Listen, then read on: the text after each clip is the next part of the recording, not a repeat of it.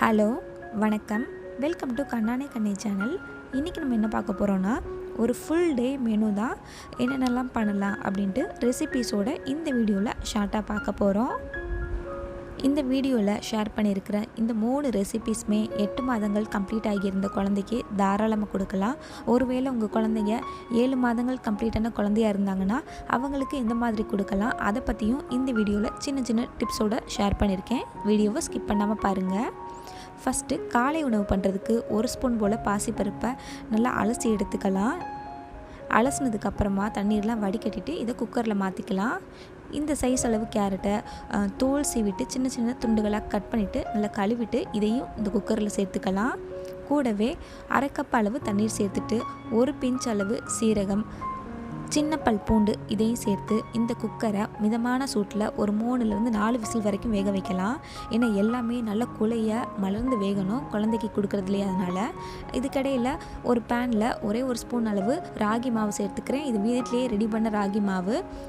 அதில் 1/4 கப் மட்டும் தண்ணீர் சேர்த்துட்டு நல்லா மிக்ஸ் பண்ணிவிட்டு இந்த நல்லா வேக வச்ச இந்த காய்கறி பருப்பை சேர்த்துடலாம்.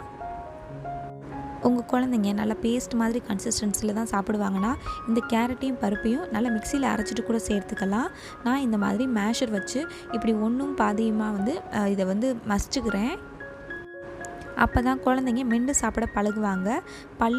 பல்லுலெல்லாம் நீங்கள் கவலைப்பட வேண்டாம். இது நல்லா குலைவாக வேக வச்சது தான்.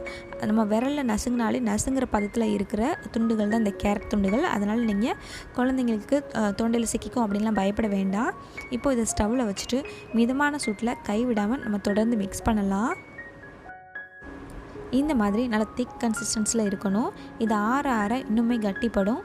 இந்த ஸ்டேஜில் நம்ம ஸ்டவ் ஆஃப் பண்ணிடலாம். இது கூட கொஞ்சமாக நெய் மட்டும் சேர்த்துக்கலாம். நல்லா வாசனையாக இருக்கும், நல்லா சுவையாக இருக்குங்க. நல்லா பருப்போட இந்த மாதிரி ராகியை நம்ம செஞ்சு கொடுக்கும்போது குழந்தைங்க வெயிட் இன்க்ரீஸ் பண்ணுறதுக்கு சூப்பராக உதவும் இந்த ரெசிபி. 7 மாதங்கள் கம்ப்ளீட்டான குழந்தைக்கே இந்த ரெசிபி தாராளமாக கொடுக்கலாம். ரொம்ப ரொம்ப டேஸ்ட்டாக இருக்கும். அடுத்து லஞ்ச் ரெசிபி எப்படி பண்ணலான்னு பார்த்துடலாம். இதுக்கு 1 டேபிள் ஸ்பூன் போல் அரிசியை நல்லா அலசிட்டு 1/2 மணி நேரம் போல் ஊற வச்சுட்டு சேர்த்துக்கிறேன். கூடவே 1/2 டேபிள் ஸ்பூன் போல் பாசிப்பருப்பு அலசிட்டு சேர்த்துட்டு இந்த சைஸ் இருக்கிற முட்டைக்கோஸ் ஓரளவு பெரிய துண்டுகளாக கட் பண்ணி சேர்த்துக்கிறேன். கூடவே ஒரு 1/4 ஸ்பூன் போல் சீரகம், 1 பிஞ்ச் அளவு மஞ்சள் தூள், 1 பிஞ்ச் அளவு பெப்பர் தூள், சின்ன பல் பூண்டு சேர்த்துக்கிறேன். 1 வயது கம்ப்ளீட் ஆகியிருக்கிற குழந்தையாக இருந்தால் மட்டும் இதில் உப்பு சேர்த்துக்கோங்க.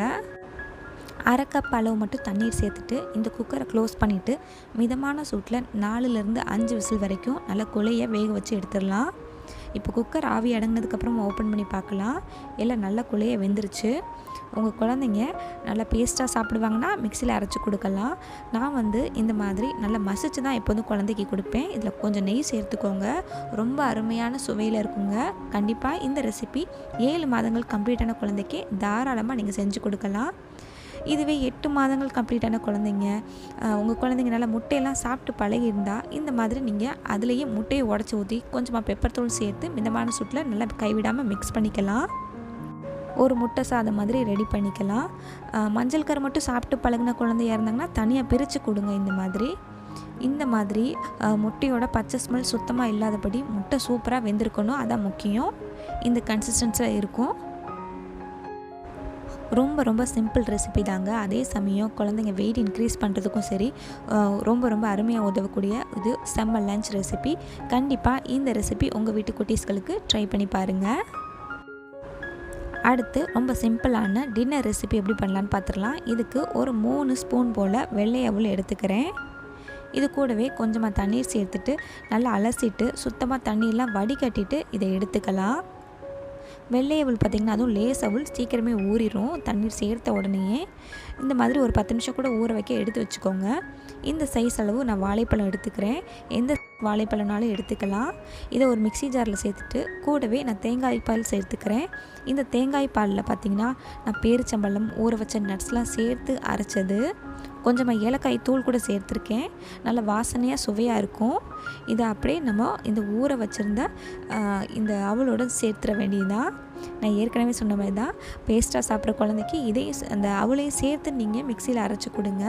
ஆனால் இப்படி நல்லா ஊற வச்சு இப்படி மிக்ஸ் பண்ணி கொடுக்கும்போது கொஞ்சம் நல்லாயிருக்கும். இந்த டேஸ்ட்டும் சரி, இந்த ஒரு கன்சிஸ்டன்சியும் குழந்தைங்க சாப்பிட்றதுக்கு நல்லாயிருக்கும்.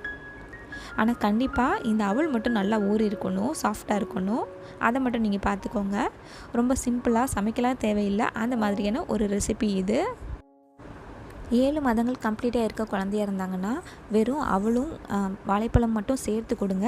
8 மாதங்கள் கம்ப்ளீட்டாக இருந்தால் தேங்காய் பால் நட்ஸ்லாம் சேர்த்து அவங்களுக்கு நீங்கள் இது டின்னராக கொடுக்கலாம். இன்றைக்கி ஷேர் பண்ணியிருக்கிற இந்த 3 ரெசிபீஸுமே உங்களுக்கு பயனுள்ளதாக இருந்திருக்கும் நம்புகிறேன். உங்களுக்கு இந்த வீடியோ பிடிச்சிருந்துச்சுன்னா மறக்காமல் லைக் பண்ணுங்கள், கமெண்ட் பண்ணுங்கள், ஷேர் பண்ணுங்கள், சப்ஸ்கிரைப் பண்ணுங்கள். நன்றி.